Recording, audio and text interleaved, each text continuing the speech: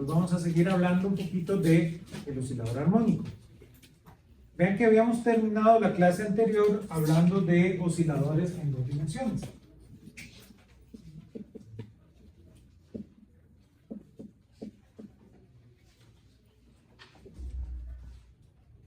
Y yo les había dicho que pensaran un poquito en cómo hacer la función, ¿verdad? X en función, perdón, Y en función de X, o similar, para poder saber cómo es esta trayectoria. Y claro, era muy sencillo porque ya teníamos que X en función de T valía A por el coseno de omega 0t menos alfa. Y teníamos que Y en función de t es igual a B coseno de omega 0 t menos beta.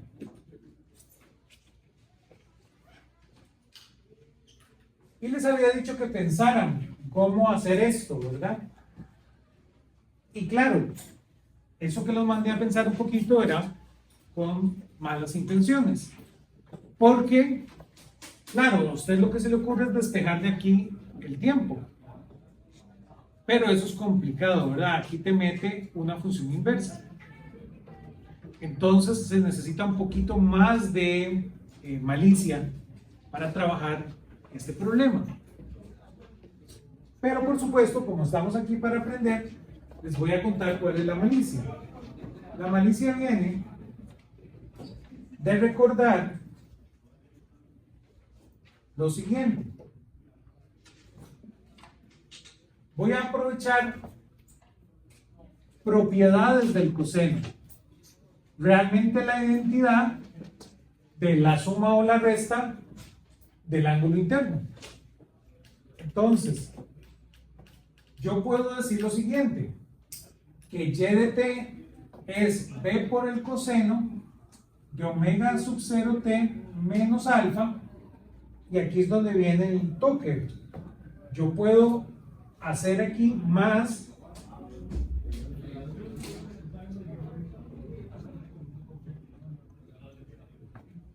alfa menos beta.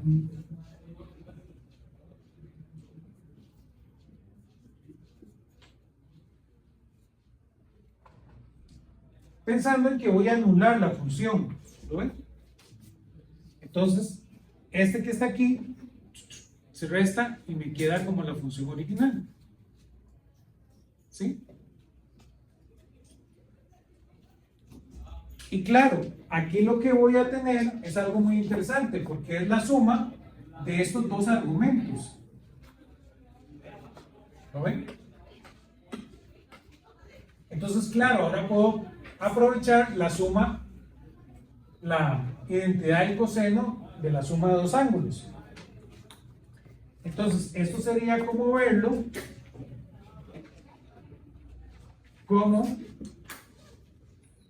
P por el coseno de omega sub 0 T menos alfa por el coseno de alfa menos beta. ¿Lo ven? Claro. Aquí lo que hice fue tomar el Y, es omega sub 0t menos beta, y sumé y resté alfa, ¿lo ven?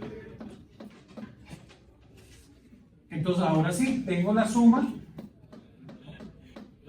de dos ángulos, que va a ser B por coseno de omega sub 0t menos alfa por coseno de alfa menos beta, menos, ¿verdad? Me falta un pedacito, menos B por el seno de omega sub 0t menos alfa por el seno de alfa menos beta. Y esa es la identidad de el coseno de la suma de dos ángulos. Pero claro, ven la belleza de lo que dice aquí. Este objeto que está aquí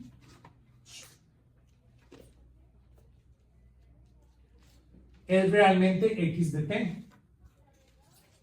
¿Lo ven? Entonces ya puedo sustituir x de t en y de t. Ya me va a aparecer la relación que ando buscando.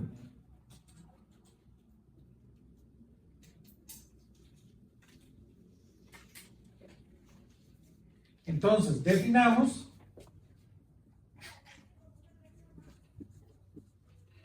delta como alfa menos beta. Y démonos cuenta de que coseno de omega sub 0 t menos alfa, esto realmente es x entre a. Entonces lo puedo sustituir acá. Esto va a ser igual entonces a p dividido entre a por x por el coseno de delta menos b por la raíz de 1 menos x cuadrado a cuadrado por el seno de delta.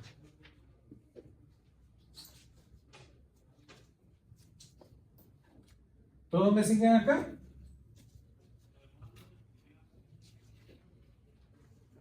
¿Sí? Simplemente sustituye este seno por la raíz de 1 menos el coseno. Pero el coseno, yo ya sé que es x entre a. ¿Sí? El coseno cuadrado, perdón. Entonces, ya ahora sí, de esta relación me quité el tiempo, ¿verdad? Y ya tengo una relación que es y con x. Aún más, me puedo intentar jugar un poquito más.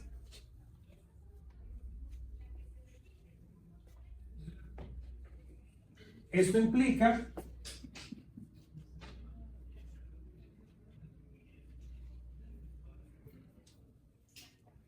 que AY menos BX coseno de delta debe ser igual a menos B de la raíz de A cuadrado menos X cuadrado por el seno de delta.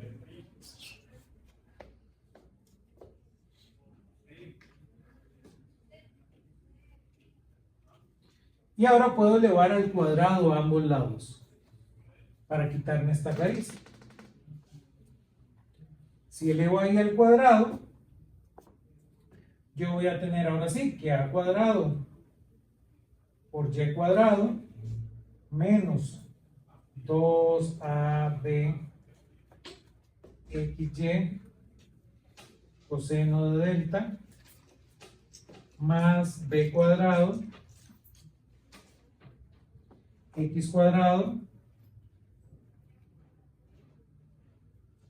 coseno cuadrado de delta tiene que ser igual a a cuadrado por b cuadrado seno cuadrado de delta menos b cuadrado de x cuadrado del seno cuadrado de delta. Esta relación, ¿verdad? Elevando al cuadrado,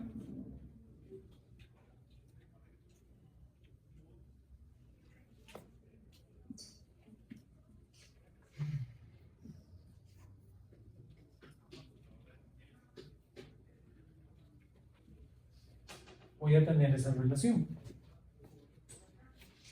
¿Todos conmigo?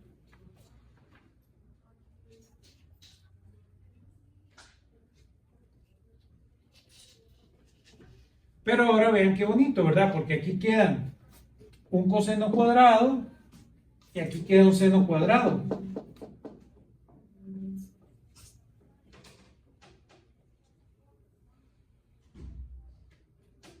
Entonces me puedo deshacer de ellos, ¿no? Vean que aquí queda bx cuadrado, seno cuadrado. Y aquí queda bx coseno cuadrado. Entonces, esa relación realmente se ve como b cuadrado x cuadrado menos 2ab, ¿saben? Me queda muy feo. 2ab xy por coseno de delta más a cuadrado y cuadrado igual a cuadrado b cuadrado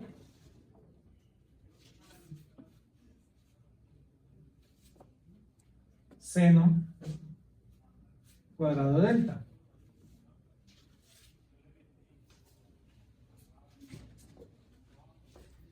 Y claro, vean qué bonito. Ya realmente esta es la relación.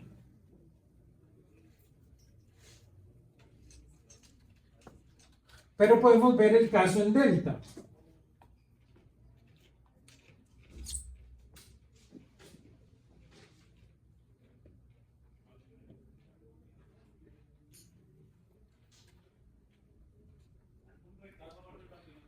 Vean que si delta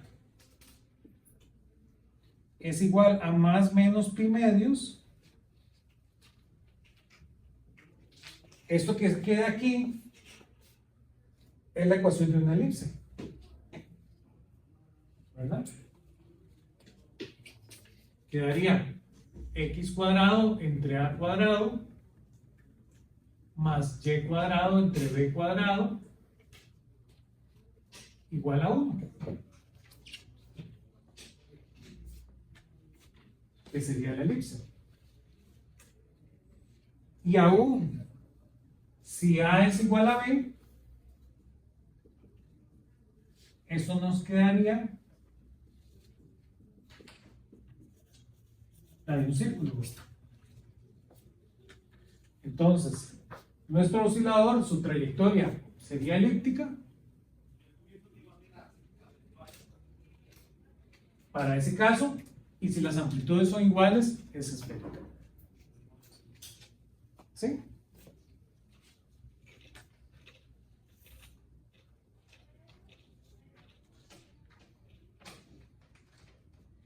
Y aún está el caso delta cero.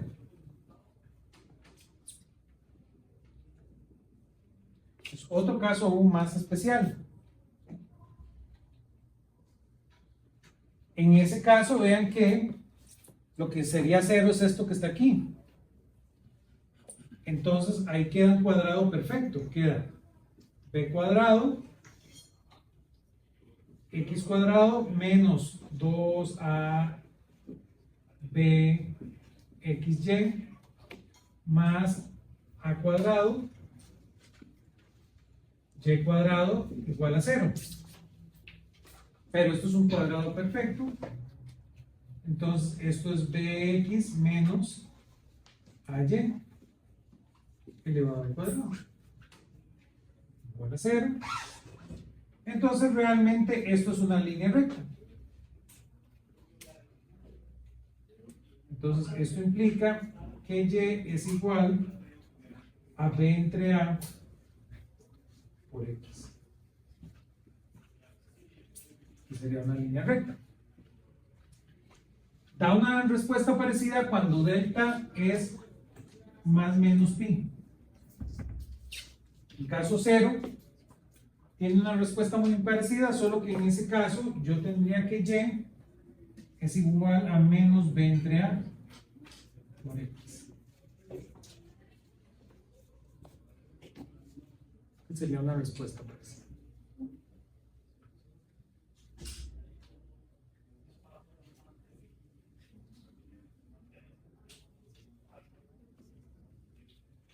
Y esa es un poquito la idea del procedimiento. Ver cómo esos osciladores me generan elipses.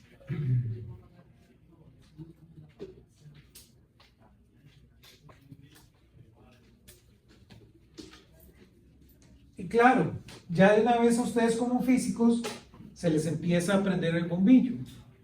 Entonces usted podría, como hacen los matemáticos, darle vuelta al argumento, ¿lo ven? Si yo tengo un sistema que es una elipse, que su trayectoria es elíptica, eso puede ser entonces un oscilador en 2 dimensiones. Entonces ya hay que ir teniendo esa sensibilidad a estas trayectorias, que eso es un poquito lo que queremos hablar.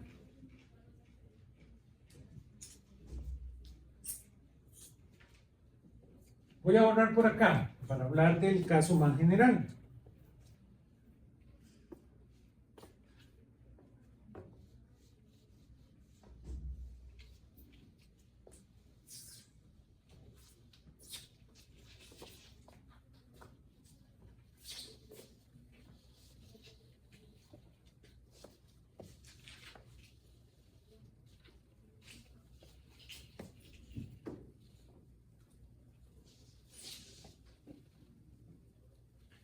En el caso más general,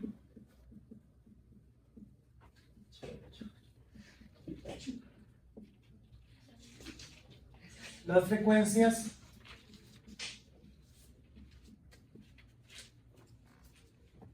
de oscilación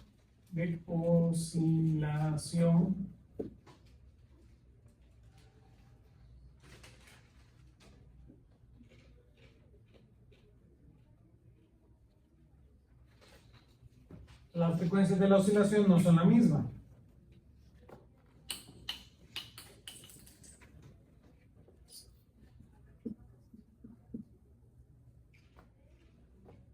De tal manera que x de t va a ser igual a A del coseno de omega x t menos alfa,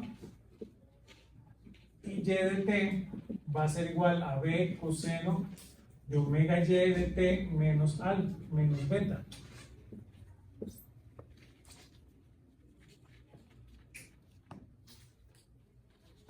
Este es un caso interesante porque dejan de ser una elipse.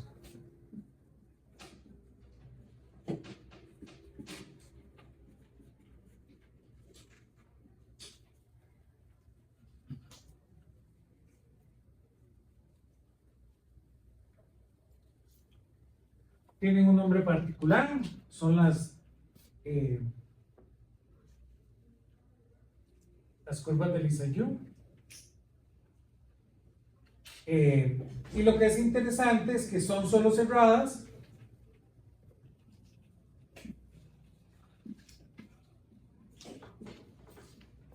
si la razón de omega x entre omega y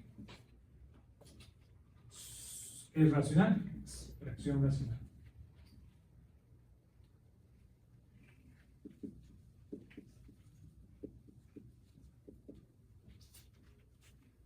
Entonces, si esta es una fracción racional, las trayectorias son cerradas, si no, no.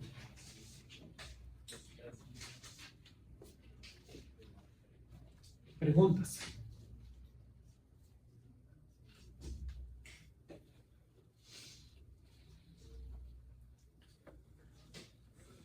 Entonces, eso se vuelve importante, saber si son cerradas.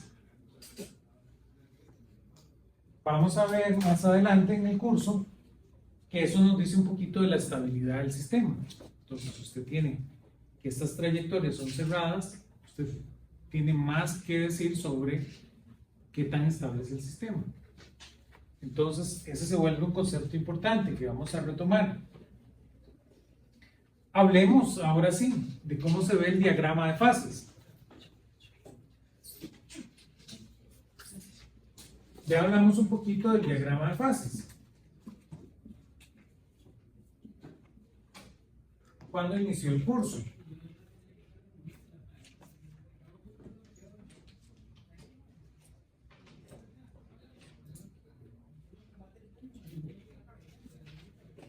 Realmente es muy usual que cuando usted habla de diagrama de fase, usted está hablando del espacio de configuración.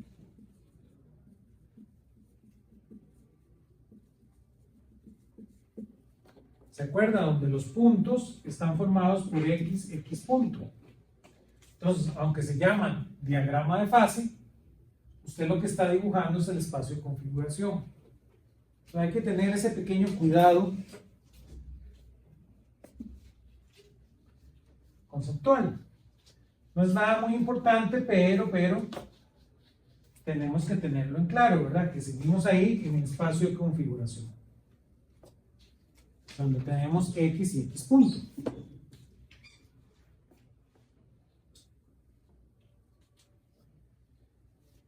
La idea es dibujar el oscilador armónico ahí.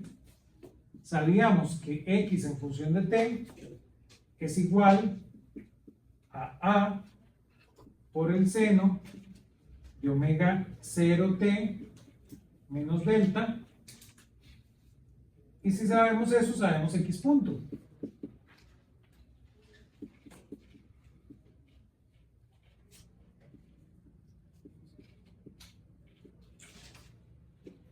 Menos delta. Y entonces, claro, aprovechamos lo mismo que acabamos de hacer para obtener una relación entre estos dos. Si ustedes hacen eso, les da que x cuadrado entre a cuadrado más x punto cuadrado entre a cuadrado por omega 0 cuadrado debe ser igual a 1. Ese es el resultado que obtienen. Y ese resultado, por supuesto, nos dan elipses, que fue lo que ya hablamos. Entonces quedan elipses de esta manera.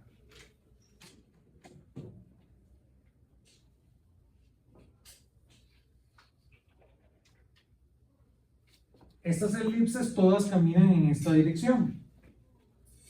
Si yo lo que tengo aquí es X punto y aquí es X.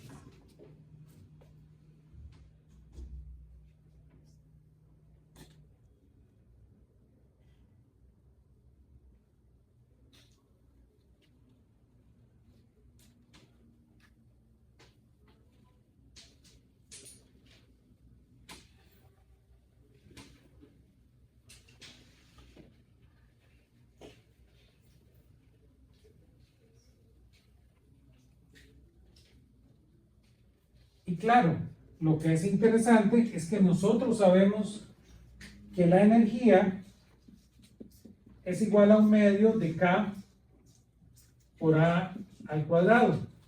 Entonces realmente esta relación nosotros la podemos escribir en términos de E. Entonces realmente esto dice que E cuadrado, perdón, que X cuadrado es igual a 2E dividido entre K más X punto cuadrado, que es 2E dividido entre M, todo igual a 1. Es decir, estas curvitas, ¿lo ven? Aquí el único parámetro libre es E. K es un parámetro del problema, N es un parámetro del problema. Entonces, estas curvitas realmente son curvitas de energía, ¿lo ven? Esto es para una cierta E, por decirlo de una manera. Esta curvita es para otra cierta E.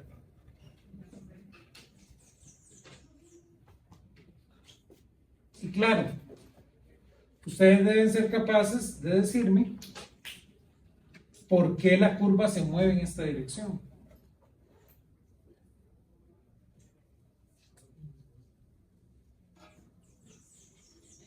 ¿Por qué hay esta dirección para la curva?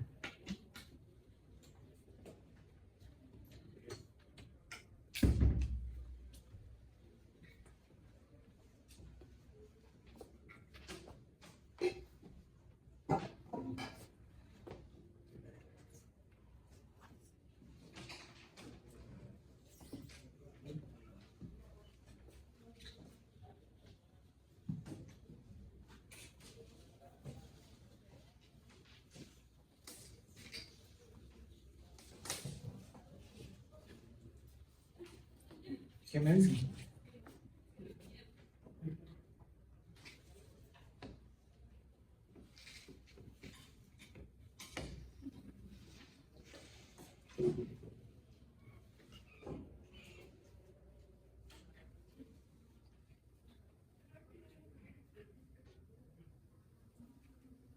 Bueno, cuando el origen es la posición de equilibrio, entonces, por ejemplo, cuando X va para la derecha, su velocidad empieza a disminuir y ir hacia la parte negativa. Entonces, esas flechas siguen esa dirección. ¿Verdad? Tal vez no es que se hace negativa la velocidad, ¿verdad? Sino lo que empieza es a disminuir la velocidad. Su aceleración es más bien. Exactamente, ¿verdad? Lo que va en dirección contraria es la fuerza, que es la fuerza del oscilador, pero sí. Entonces, realmente la velocidad empieza a disminuir. Entonces, realmente empieza a decaer, ¿lo ven? Por eso es que hace esta circulación. Entonces, cuando tiene mucha velocidad, empieza a disminuir su velocidad hasta llegar a la posición del equilibrio. ¿Lo ven? Llega a la posición del equilibrio y ahí sí cambia. Empieza a aumentar su velocidad hasta que llega a su velocidad máxima. Ahora vuelve a cambiar de dirección, ¿verdad? Empieza a ir por el otro lado y en ese juego está, ¿verdad? Por eso hace esta circulación. Preguntas.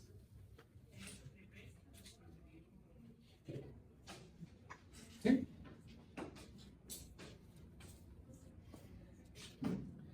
Hablemos ahora de oscilaciones amortiguadas.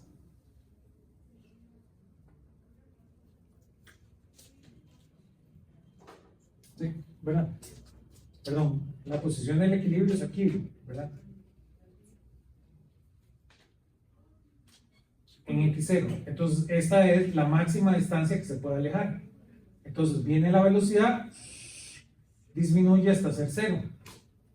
Cuando llega a 0, la velocidad cambia de dirección porque se echa para atrás. Por eso es que entonces aquí pasa a ser negativa la velocidad y empiezan números muy pequeños y llega a velocidades muy grandes. Llega al equilibrio, ¿verdad? Entonces ahora sí, empieza a disminuir su velocidad. Llega a 0 y ahí cambia de dirección. ¿Sí? Por decirlo de una manera. Pero esa es la idea de la circulación. Ahora hablemos de osciladores amortiguados. Voy a volver por acá.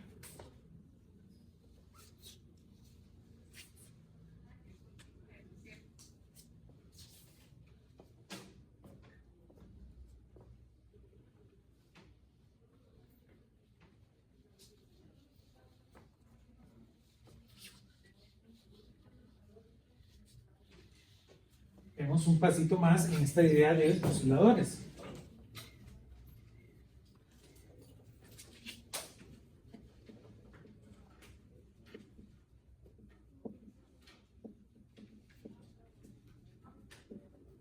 Ya hablamos un poquito de qué definíamos como un oscilador amortiguado. La oscilación anterior que hablamos le podemos llamar una oscilación libre. Pero es ideal, ¿verdad? Esa oscilación realmente nunca ocurre. No hay un sistema que no tenga amortiguamiento. Entonces no hay un resorte perfecto. Entonces realmente esto se parece más a un resorte de la realidad. Evidentemente podemos diseñar resortes que tengan un amortiguamiento despreciable, muy pequeñito, que para ciertas ventanas de tiempo se comporta como un oscilador ideal. Pero esto se parece un poquito más a la realidad. Nosotros ya hemos hablado de fuerzas de amortiguamiento. Entonces, una fuerza de amortiguamiento es usualmente proporcional a la velocidad.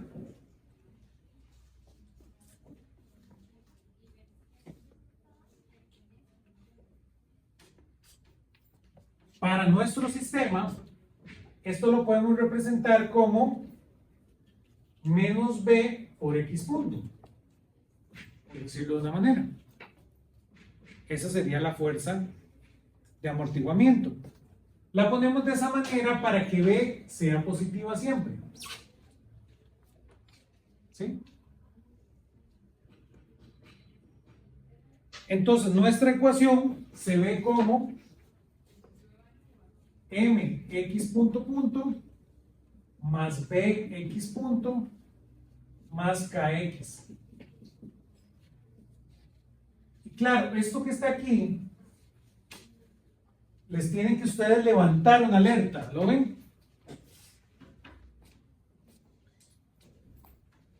Como todo buen físico, esto les tiene que doler a ustedes aquí en el hígado.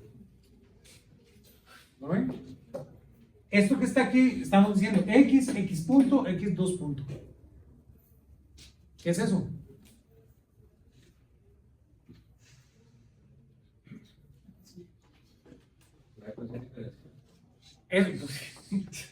Por supuesto que es una ecuación diferencial. ¿Pero a qué le suena esto?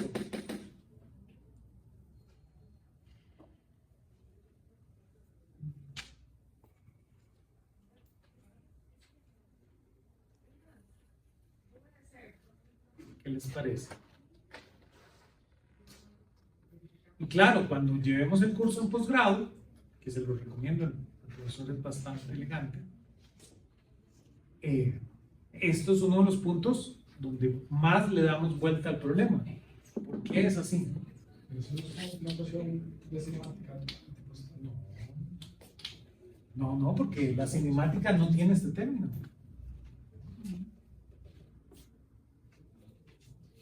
¿Verdad? En cinemática no hay fuerzas. Ok, sí, ya.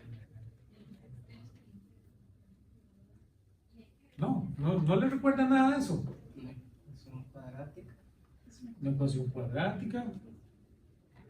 Sí, se resuelve con números imaginarios. Con números imaginarios. ¿Algo más?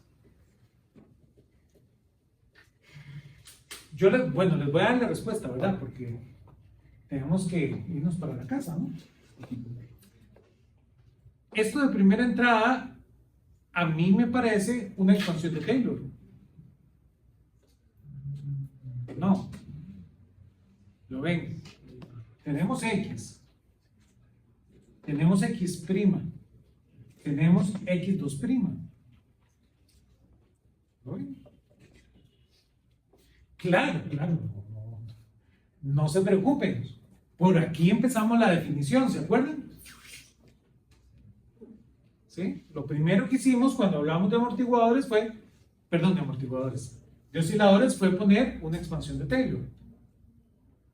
Pero van viendo, eso dice algo más matemáticamente, que ustedes se van a entretener en sus carreras, de qué es lo más que eso está diciendo. No es de gratis. Sin derivar, primera derivada, segunda derivada. Y estamos diciendo que toda la física se reduce a esto. ¿Por qué?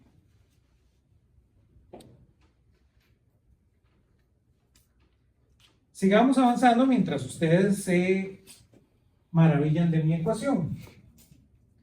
Esta ecuación puede ser reescrita de la siguiente manera.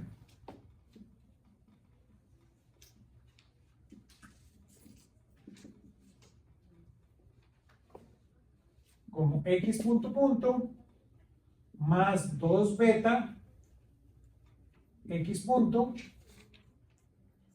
más omega 0 cuadrado x igual a 0. Esto ya lo habíamos comentado, las ecuaciones diferenciales las solemos escribir de esa manera. Queremos dejar la derivada más grande, por decirlo de una manera, la derivada de orden mayor, de primera, con la menor cantidad de información alrededor de ella. Entonces, si la podemos dejar solita, perfecto. Esto fue lo que hicimos acá.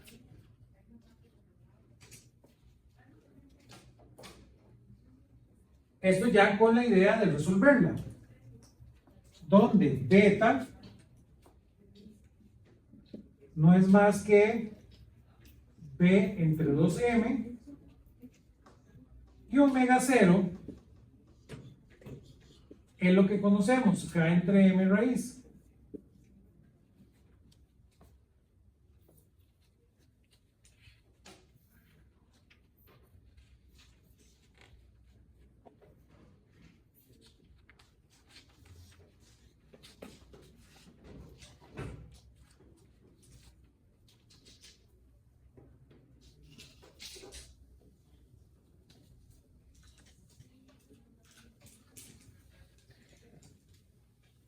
Claro, ese 2 que estamos metiendo ahí es para poder solucionar la ecuación diferencial de forma más sencilla.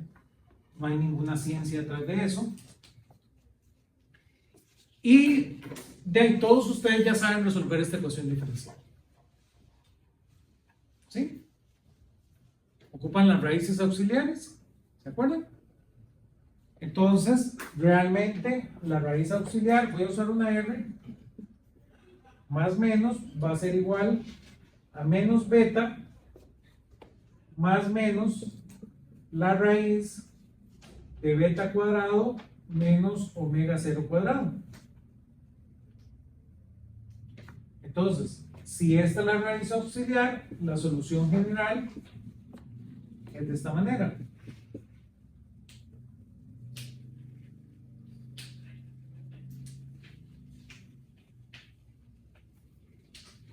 A la R más T más C2 por E a la R menos T.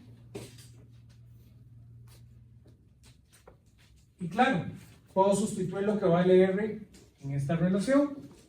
Y esta es la ecuación que ustedes han visto.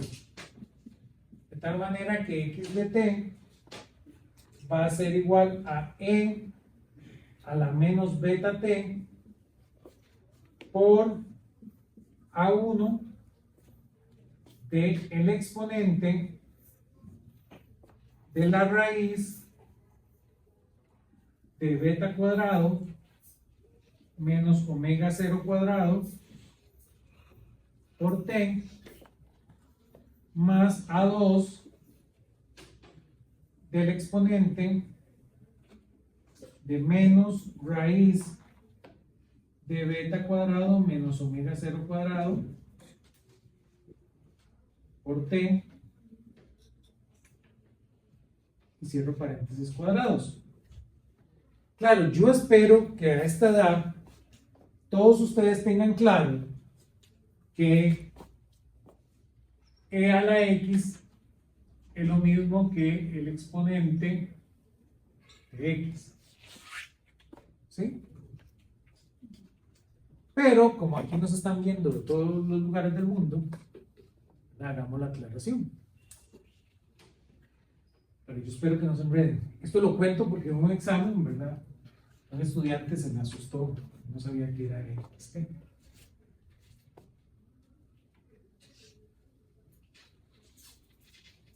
Eso solo para no, ¿verdad?, hacer la elevación, escribirlo en una línea.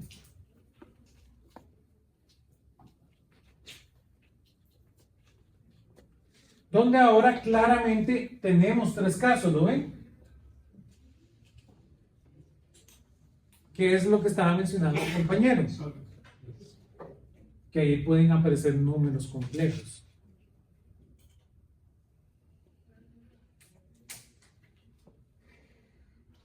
Tenemos tres casos de interés.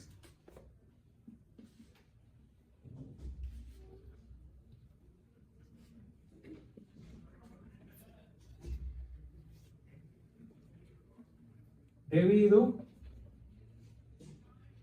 a beta cuadrado menos omega 0 cuadrado. Está el caso omega 0 cuadrado mayor a beta cuadrado. A eso le llamamos subamortiguamiento.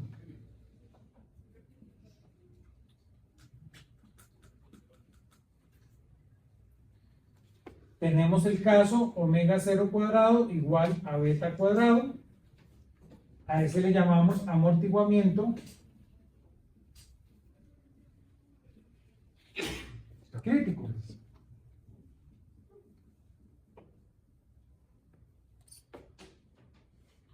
Y tenemos el otro amigo que le llamamos sobreamortiguamiento.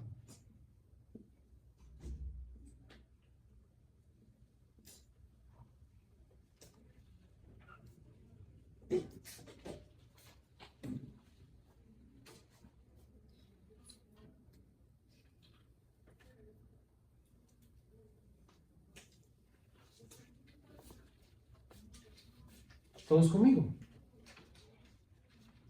Claramente ese es el dibujo que ustedes han visto, donde yo puedo tener aquí X y T, ustedes vieron en física 2, y voy a tener lo que llamamos el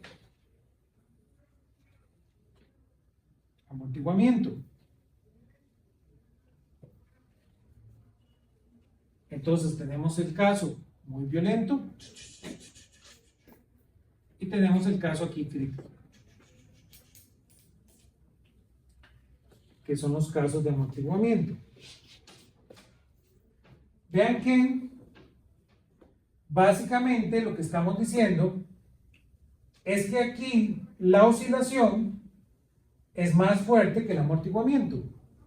El subamortiguamiento realmente es el caso más frecuente.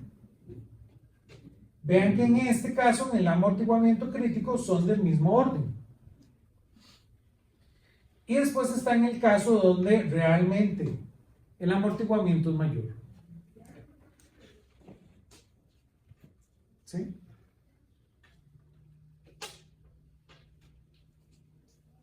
Vean que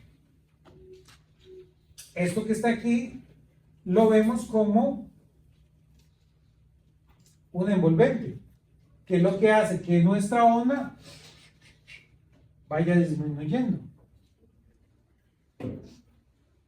Entonces uno se puede dar cuenta que este es el que de alguna manera está logrando el amortiguamiento en mi señal. Por eso este término juega ese papel.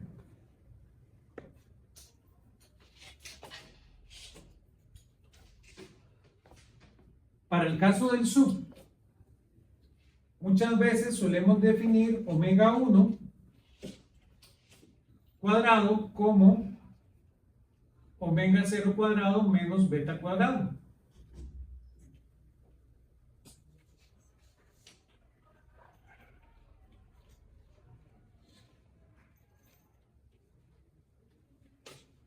De tal manera que nuestro x de t para esa condición se ve como e a la menos beta t por 1 a 1 de e a la i omega 1t más, esto sería 1, esto sería a2 de e a la i omega 2t. Suele ver de esa manera. Aún esta relación que tienen aquí, de una vez, bueno, este es el negativo, perdón. De una vez les recuerda el coseno. Entonces realmente uno puede ver esto simplemente como e a la bt del coseno de omega 1t menos delta. Esto hace, ¿lo ven? Este es omega 1. Que este caso del subamortiguamiento sea muy parecido al caso del amortiguamiento. Perdón, al caso del oscilador ideal. Es una relación muy parecida, donde al inicio casi no hay efecto. Entonces realmente uno tiene una oscilación normal, un oscilador armónico normal, para los primeros tiempos. Entonces, según esta escala, se puede alargar más el procesamiento. Ese es en el caso del sub. En el caso crítico,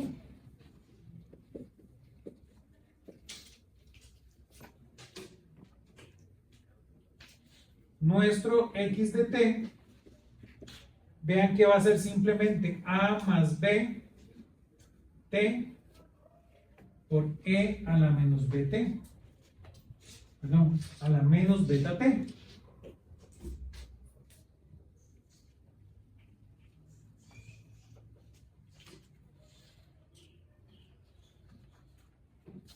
Y en el caso sobreamortiguado, él mismo tiene tres casos. Nuestra ecuación en ese caso se ve como x de t igual a menos beta t por a1 de e a la omega cuadrado t más a2 de e a la omega 1t. Perdón, al revés. Omega 2 y esto es omega 2.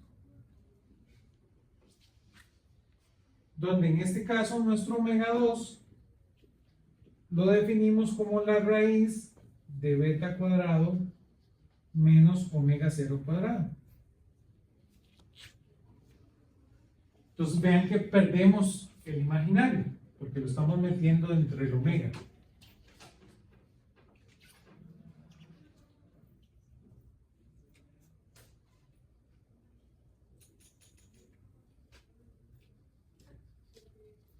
Lo que sucede es que en este caso X punto juega un papel muy importante. Y sobre todo el caso inicial. Entonces hay tres casos dependiendo de cómo sea el X punto inicial.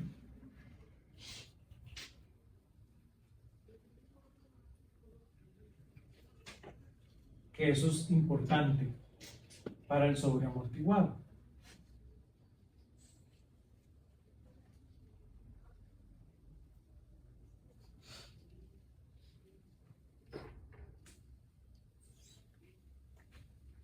Y eso ustedes ya lo saben, esto ya ustedes lo han vivido. Cuando ustedes necesitan amortiguamiento, por ejemplo, en su carro, depende mucho de la velocidad en la que ustedes estén. No es lo mismo el amortiguamiento cuando ustedes van lento que cuando ustedes van muy rápido. Entonces, si ustedes van muy rápido, de nada les sirven los amortiguadores. ¿Sí? En cambio, si usted va muy lento, el amortiguador le amortigua ese camino. ¿Sí? Entonces, eso es un poquito de la idea del sobreamortiguamiento.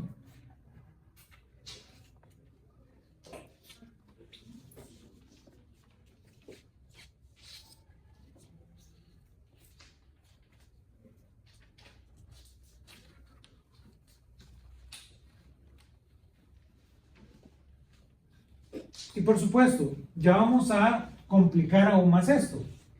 ¿Ya? Tenemos nuestra ecuación, tenemos los casos, donde el caso más interesante es el subamortiguado, que es el caso más parecido a la realidad. Tenemos estos dos casos que son muy interesantes. Pero ahora puedo complicar más el problema.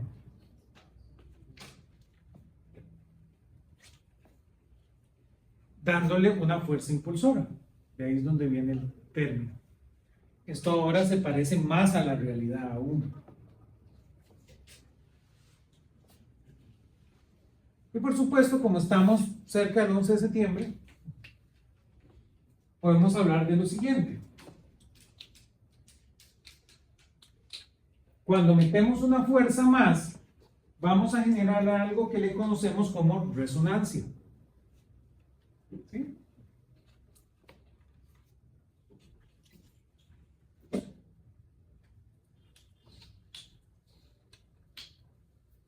Porque esa fuerza que estamos metiendo, él va a tener una frecuencia. Entonces, tenemos que ver qué pasa con esta frecuencia.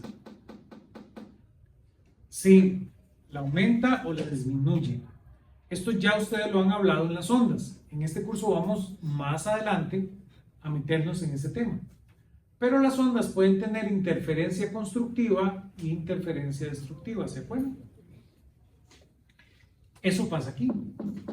Esto es una oscilación, esto es una onda. Si yo ahora meto otra onda, yo puedo meterme en un problema con esas frecuencias. Aún cuando ustedes ven en física 3, creo, está lo que ustedes llaman el match de impedancias, que viene de ahí. Usted no puede pegar dos oscilaciones a como le dé la gana. Y entonces les contaba del 11 de septiembre. Todo el mundo dícese los que no saben de física, de que es muy extraño, y empiezan con todas estas ideas conspiratorias, de que por qué el avión bota las torres. ¿Por qué el avión bota las torres? Porque se le metieron las bases del...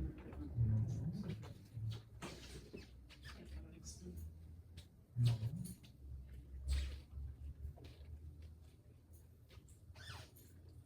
Y usted puede derretir como cuando derrite una vela. ¿Qué pasa? Solo la parte de arriba se cae.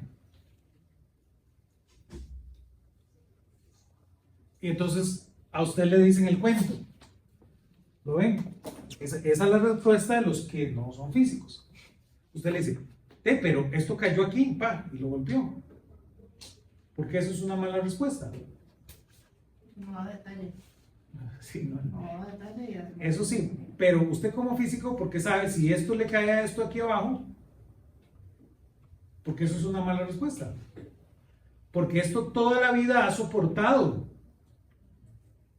Y si usted se deshizo de un piso, y realmente lo que queda pesa menos. Todos ustedes han jugado Jenga, ¿no? Es un movimiento muy usual en Jenga, muy arriesgado. Ustedes pueden quitar uno y todo va a caer. Y si ustedes lo saben hacer, no pasó nada. ¿Sí? ¿Lo ven? ¿Por qué no pasó un Jenga ahí? Usted dice, es que derritió ahí, el calor lo derritió, cayó. Y a usted le cuenta que eso hace que el de abajo se colapse. Eso no es lo que pasó ahí. El incendio sí es el culpable. Eso sí. Usted lo que debió haber hecho es atacar el incendio. Ellos se preocuparon por otras cosas en el momento, pero el avión tiene demasiado combustible, un combustible muy eficiente. Entonces eso hace que se incendie muy rápido. Usted lo que debió haber hecho fue contener el incendio, si no quería que las torres se cayeran. ¿Qué es lo que pasa? Ya saben la respuesta, ¿no? Resonancia. ¿No es de lo que estamos hablando? ¿Lo ven? Lo que pasa es que el incendio hace que el sistema empiece a vibrar por las mismas burbujitas del agua, ¿se acuerdan? Cuando ustedes hierven agua, empiezan a ver burbujitas. Esas burbujitas son oscilaciones que empiezan a tener todas las frecuencias posibles. ¿Y qué pasa?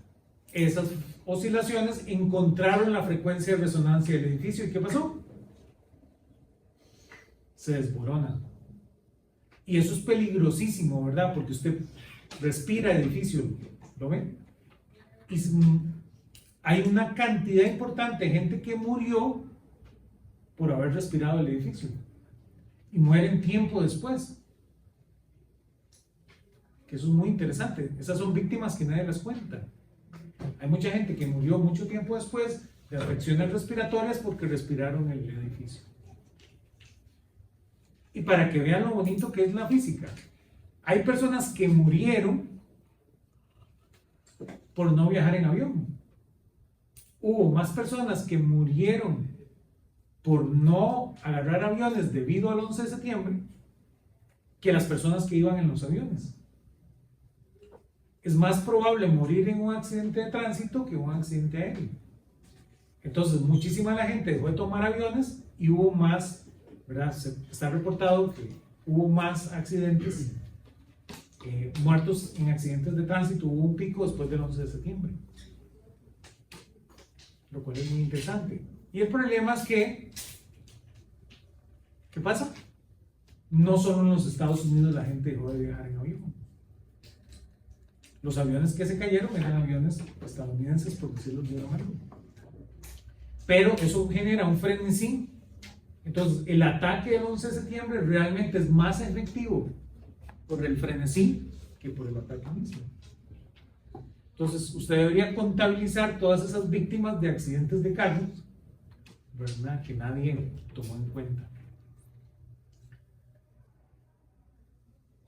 Solo nosotros los físicos. ¿Cuál era la respuesta, verdad? Haber llamado a unos físicos y les hubieran advertido, hombre, póngase a apagar el incendio, que se le va a caer el edificio. Lo cual genera muchas víctimas, ¿verdad?, por infecciones respiratorias.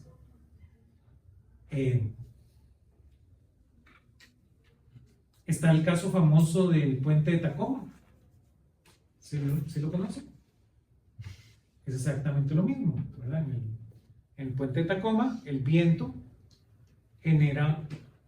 logra la frecuencia de resonancia y hace que el edificio se caiga.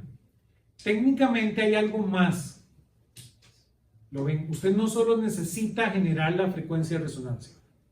Yo aquí estoy hablando de un montón de frecuencias, pero yo no logro quebrar esos vidrios, porque yo necesito que se dé algo que se conoce como una autooscilación. Yo necesito encontrar la frecuencia de resonancia y que el sistema se mantenga, que haya ese intercambio de energía para que el sistema se mantenga y se caiga. Entonces no basta con generar la frecuencia de resonancia.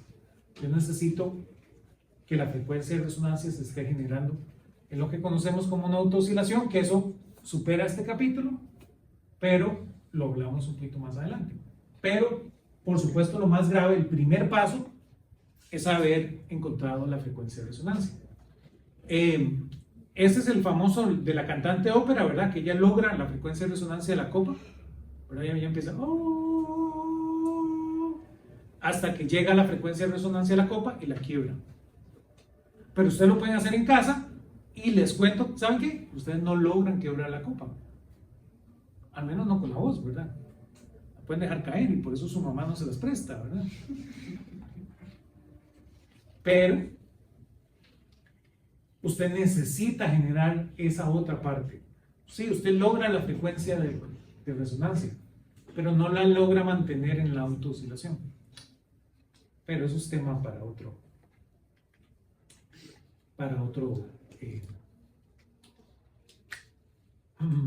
capítulo. Aquí lo importante es ese concepto de frecuencia de resonancia. Igual la guitarra, ¿verdad? Cuando ustedes tienen la guitarra, la cuerda logra una resonancia en lo que se llama la caja de resonancia. La cuerda por sí solita, ustedes se la quitan a la guitarra y la tocan, casi no suena. Entonces la belleza está en que usted agarra esa cuerda, la pone en la guitarra y logra la frecuencia tal para que el sistema resuelva. Entonces, claro, la guitarra tiene un efecto amortiguador para que no explote la guitarra. Entonces, ¿qué hacen los ingenieros civiles? Fueron donde los físicos, les preguntaron, ¿qué hacemos? Porque usted construye el puente de Tacoma muy bonito y el viento lo cae. También hay este famoso puente en Japón que van las personas marchando también. Y usted por esa marcha también puede botar un puente. Entonces, digamos, los edificios cayeron porque, digamos, algunos pisos o algunas paredes de los pisos, las partículas vibraban a una frecuencia diferente que los demás. Por eso es que vibraban en todas las frecuencias y lograron la frecuencia de resonancia del edificio. Okay. Por eso el edificio no se cae de una vez, ¿verdad? Primero lo golpea, ocurre el incendio, empieza a hervir literalmente lo que hay ahí. Esas burbujas, ¿verdad?, como está en la olla de ustedes, logra un momento que lo quiebra. No sé si les ha pasado, esto también lo pueden hacer en el microondas, ¿verdad? Espero que su mamá no vea este video, ¿verdad? Usted puede hacer lo mismo, usted puede en el microondas, estos tarritos del almuerzo de vidrio, usted los puede reventar. Entonces, Ya los vi con malos. Hay a gente que le pasa sin querer queriendo. Si usted pone ciertos líquidos, usted podría encontrar la frecuencia y pueden reventar ¿verdad? Y nada más se le revienta. ¿Cuál es? Es dependiente del tarrito que usted tenga, de la marca y eso, ¿verdad? El fabricante. Pasa un montón, ¿verdad? Yo he escuchado muchísima gente que le pasa. Si usted tienen que ser líquidos gelatinosos. Entonces, hay gente que ¿verdad? Le pasa, por ejemplo, si usted tiene como olla de carne, que eso tiene colágeno, ¿verdad? Porque mucha gente le pone colágeno, ¿verdad? Esto que le llaman, ¿cómo le llaman? Hueso o jarrete, le ponen a la sopa, eso tiene muchísimo colágeno. Entonces, cuando se enfría, se vuelve gelatinoso. Entonces, cuando usted lo empieza a hervir, eso tiene muchas frecuencias de resonancia y logran quebrar el vasito del almuerzo. Entonces, es un mito, ¿verdad? Muy común en las empresas, ¿verdad? Que la gente que trae olla de carne, 1 de cada 10 no logra almorzar olla de carne, ¿verdad? En las empresas. Pero está relacionado con el fabricante del tarrito y el líquido. Y claro, veamos la ecuación para que lo tengan ahí y lo piensen un poquito. Ponemos por acá.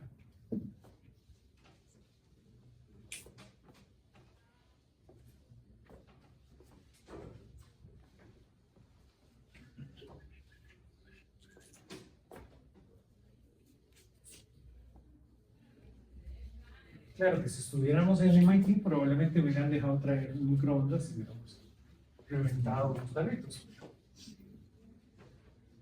Aquí la universidad tiene muy poquito presupuesto y entonces no nos deja estar reventando cosas.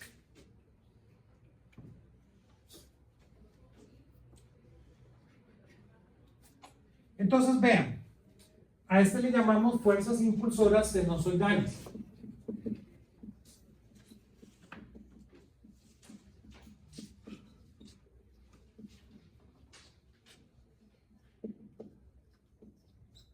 Entonces, la idea es que ahora yo tengo mi fuerza, que es menos Kx, menos Bx punto, y ahora agrego una fuerza F0 por el coseno de omega t.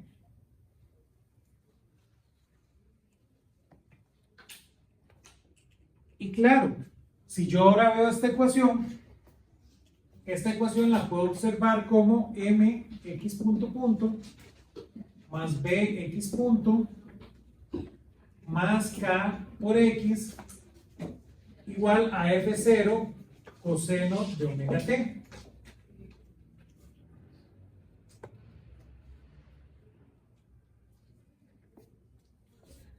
Y claro, puedo hacer lo mismo, puedo agarrar esta ecuación y escribirla como una ecuación diferencial a resolver. Esa ecuación diferencial se ve como x2 punto más 2 beta por x punto más omega 0 cuadrado x igual a por coseno de omega t. Y esta es mi ecuación diferencial a resolver,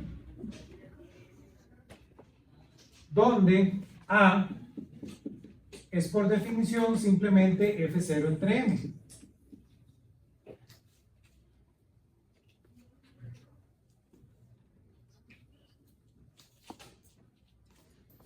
Y aquí es donde se vuelve interesante. Nosotros ya sabemos la solución de esto. La solución de esto es que x de t es igual a la solución homogénea más la solución particular, ¿se acuerdan? Entonces, este sistema, la solución homogénea es la que acabamos de estudiar. La particular la necesitamos encontrar. Entonces, ahorita lo que vamos a hacer es encontrar la solución particular.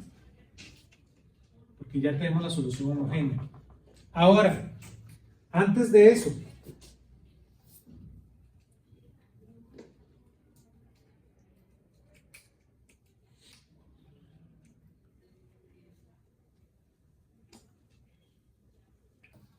quiero que hablemos de dos cosas. ¿Por qué la fuerza de esa manera?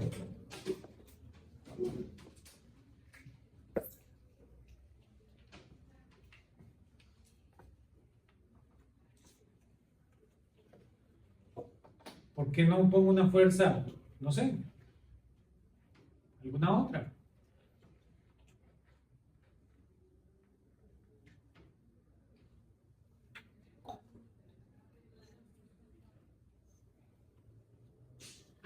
¿Por qué no pongo una fuerza, por ejemplo, como, no sé, ¿qué se me ocurre?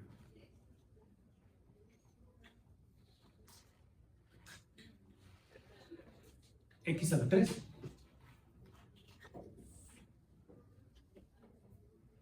O sea, ¿por qué la fuerza no es x a la 3? ¿Sí? Ujú. ¿Por qué no Sí, está en ¿por base? qué no es F por, bueno, F0 por T al cubo?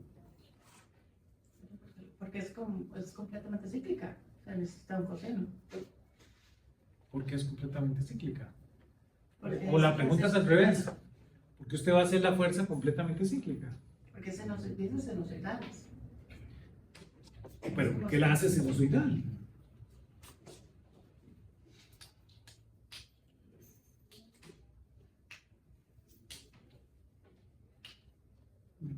Vamos que haya resonancia, si no, No ocupamos que haya resonancia. La resonancia es un caso muy interesante. Y sí, si fuéramos a resolver el problema de las torres de por qué se caen, ponemos resonancia, pero ¿por qué?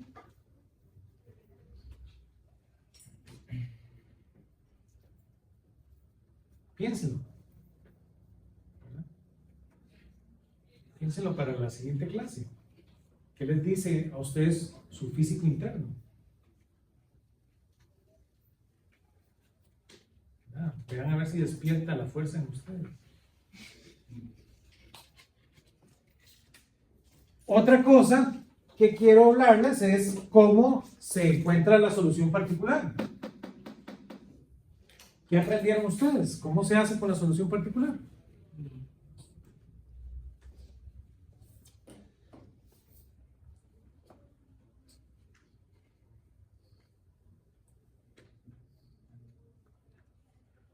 Por supuesto, yo voy a proponer esta solución particular.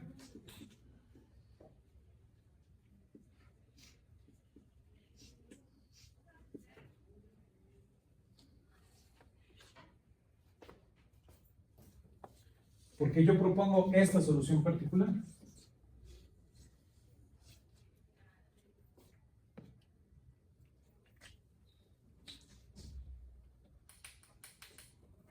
Esta es mi propuesta, ¿verdad? Esta no es la solución particular. Yo necesito encontrar cuánto vale D y cuánto vale delta para que esta sea la solución particular. ¿Pero por qué propongo eso?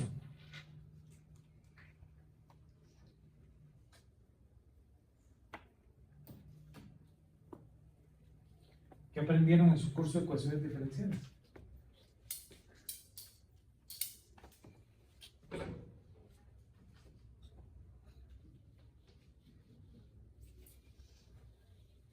Bueno, ya que tienen para pensar para el jueves, también pueden pensar en eso. ¿Qué les dijeron? ¿Por qué esta es una solución particular?